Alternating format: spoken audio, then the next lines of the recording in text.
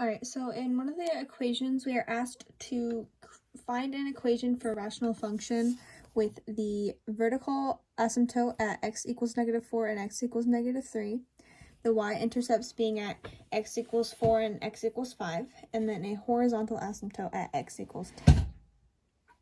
So the equation structure we want to follow is this right here. And then some rules being the x-intercepts are the zeros of only the numerator and the vertical asymptotes are the zeros of only the denominator. Now, looking at this can be like, how do I get an equation from this? When this is actually kind of simple to find out once you know what you're doing.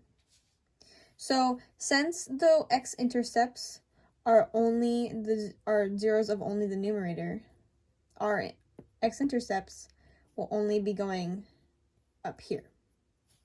So if we just write out this equation, f of x equals a, our numerator would be the zeros or the x-intercepts.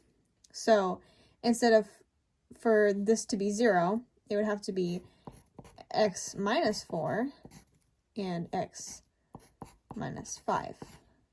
Since they are the zeros of the the numerator.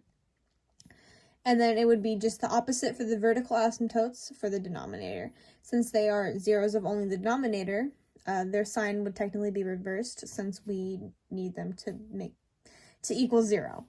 So we'd have x plus 4 and then x plus 3.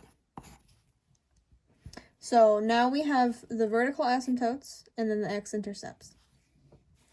Now in a previous question, we are asked to find the horizontal asymptote, and we found this by finding the ratio of the leading coefficients. Now right now it's just 1, and since it's 1, this a can actually become the leading quote-unquote leading coefficient or the horizontal asymptote. So what we do is we just plug a in for 10. And I actually like to write it like this, where a is on the top. So it'd actually be 10 x minus 4, x minus 5, all over x plus 4 and x plus 3. And this is the equation that you'll get.